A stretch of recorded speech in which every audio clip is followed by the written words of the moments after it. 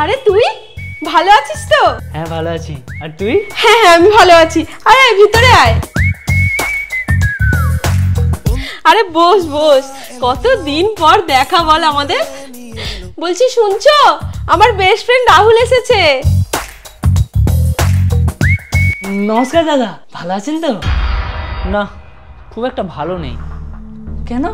আসলে ঘরে যখন কেউ অপ্রত্যাশিতভাবে চলে আসে না, মুড পুরো বিগড়ে যায়। ইচ্ছে করে মেরে পুরো ছাল চামড়া তুলে দিই। এই তুমি এসব কি বলছো গো? আরে আমি ইঁদুরের কথা বলছি। কি জানি কোথা থেকে এসে ঢুকে গেল, পুরো মুডটাই বিগড়ে দিল। ও তাই বলো, ঠিক আছে তোমরা বসো, আমি তোমাদের জন্য চা বানিয়ে আনছি। হ্যাঁ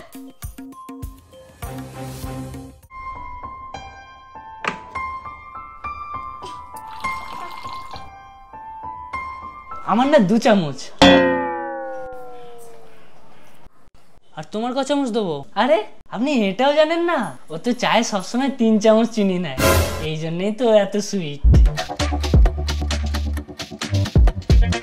হ্যালো, হ্যাঁ বলছি মালটা না অনেক বেশি জেনে গেছে বুঝলি।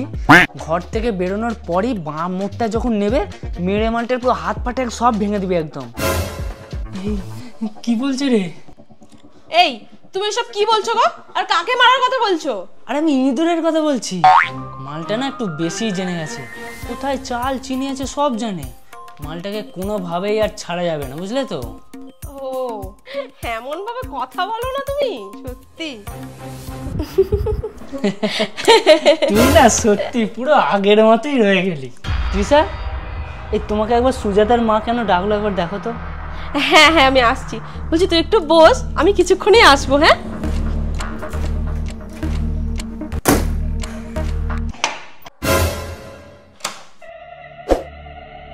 হ্যালো, ইঁদুরটা ধরা পড়েছে বুঝলি। লাঠি ছোটা নিয়ে তাড়াতাড়ি ঘরে চলে আয়।